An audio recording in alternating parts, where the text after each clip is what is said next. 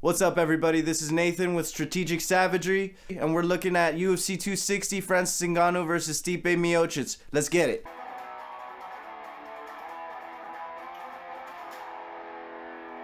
The biggest question we have is what changes has Francis Ngannou made in those 3 years? Because we haven't gotten to see a lot of them. We know he was being heavily hyped by the UFC Apex, by Dana White before the first fight, and then we saw what happened. Stipe was overall better technically. He was able to control him on the ground, and he was able to roll with some of Francis's better punches. Just a better, well-rounded martial artist altogether. Put the beating on Francis Ngannou for 5 rounds. Francis was so confident that 2 weeks prior to the first fight, he left on a trip to France. Why are you gonna go to France, man? What you gotta do there? You were training in the Apex Center. You're getting catered by everybody. You know, why'd you have to leave? These were some sentiments that were told by Dana White post-fight in the interview. Like I was saying, Francis was extremely confident. So much so, as you can see post-fight, he was saying that he completely overlooked Stipe. Completely. And I mean, why would you if he had already had such a giant win streak before then? And I mean, he's a heavyweight champion for a reason. So definitely Ngannou was riding his own confidence way too much. He's smelling his own poo-poo. You understand? Nonetheless, post-fight, Francis realized what had happened. He admitted it to everybody. I completely overlooked Stipe, he said. He said that wouldn't happen again. He had only been in the game for 4 years at that time.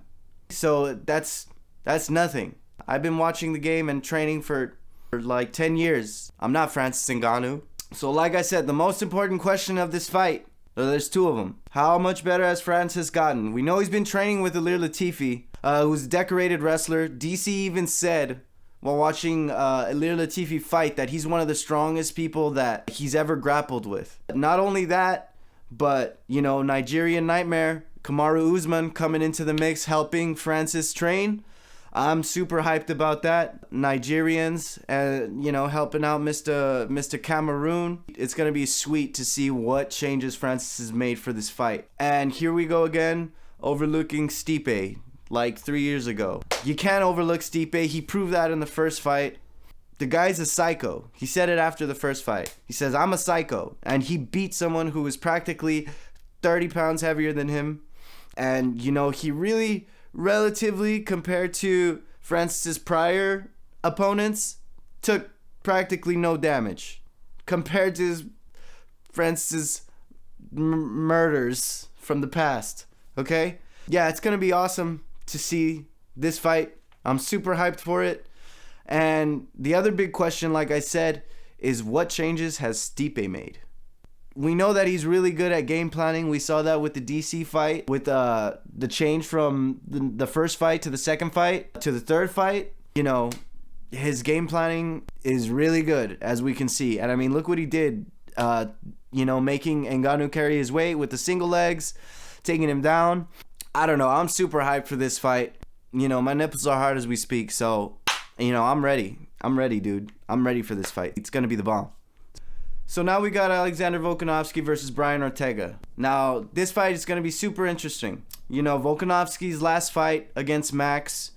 I'm one of those people who thought Max won that fight. You know, Max, to me, is uncrowned champ right now. But let's get into this fight versus Brian Ortega. All right, so Volkanovski hasn't really lost a fight ever since like 2013, I think it is. He's compact, super accurate striker, and he trains with Mr. Adesanya, G-Money Adesanya. It's going to be cool to see this fight because Alex obviously wants to get that decision wiped off of his name. You know, that weird split decision with Max Holloway off of his name. And Brian Ortega is coming back in, young, hungry, creative. If you look at the difference in his stance from the first fight, from his fight with Max to his fight with Korean Zombie, and all that time you can tell his stance, his posture, his demeanor. He's a lot more calm. He's a lot better at selecting his shots. He's not getting into firefights like he did with Max. And who knows how much of that has to do with the fact that he was fighting Korean Zombie versus the fact that he was fighting Max. But I like the changes that Brian made. Even his shaved head was kind of cool. You know what I'm saying? But, you know, his stance, his accuracy, that cool spinning elbow that he landed on Korean Zombie. You know, I'm excited to see what else he's added. Because he hasn't shown everything. This is still going to be a hard fight for both men. For Volkanovski, it's going to be hard. We've got long-rangey fighter in Brian Ortega. And not only that, but I think it's going to be hard for Brian to grapple with Volkanovski. Since he's so compact and explosive, I feel like it's going to be hard for Brian to get a grips on him unless he can rock him beforehand. Maybe they're slippery, but I feel like it's going to be very difficult for Brian to get a hold of Volkanovski in this fight. It's gonna be a really interesting fight to see, and I can't wait to watch that one either. I'm a fan of both guys. Back when Brian Ortega was submitting everybody, guillotining everybody, I know he changed camps as well. So I like to see the revamping of the styles in these fighters. I like to see also what changes Volkanovski's made since fighting Max.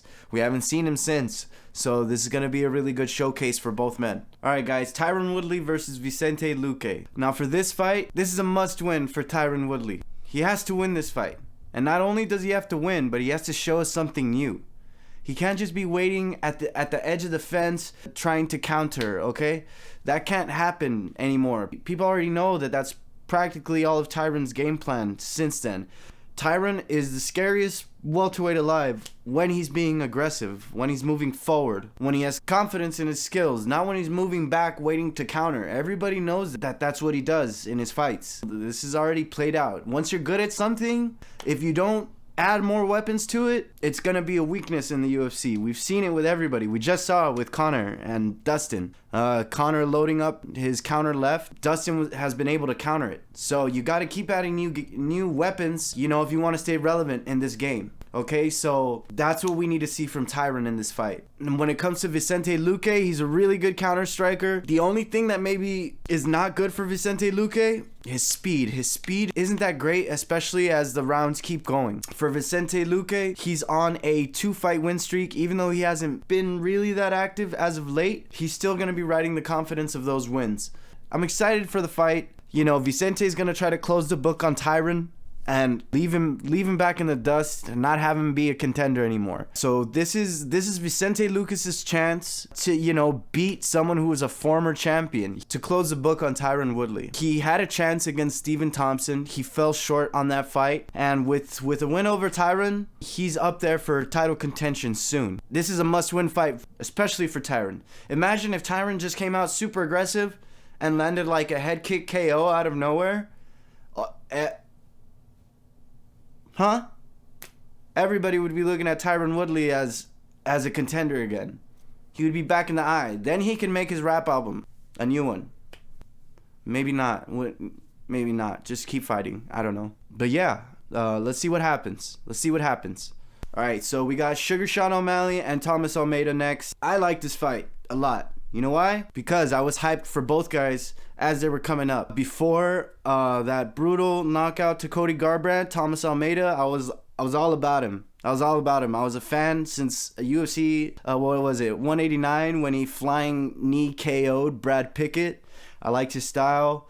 I liked the way he striked. You know, he's a really good up-and-coming contender. But lately, he's had loss after loss. And then with Sugar Sean, I mean, we found out what happened against Marlon Vera, and something's wrong with Sean's feet, man, because he keeps getting injured on his feet. I don't know if it's just because they're too thin or whatever. I don't know what he's got to do about that. The fight between these two is going to be freaking awesome. We've got two highly skilled strikers, and it's going to be a super fun fight. This is, I believe, the second opening fight to the pay-per-view. So the fight between Sugar Sean and Thomas Almeida is going to be really good.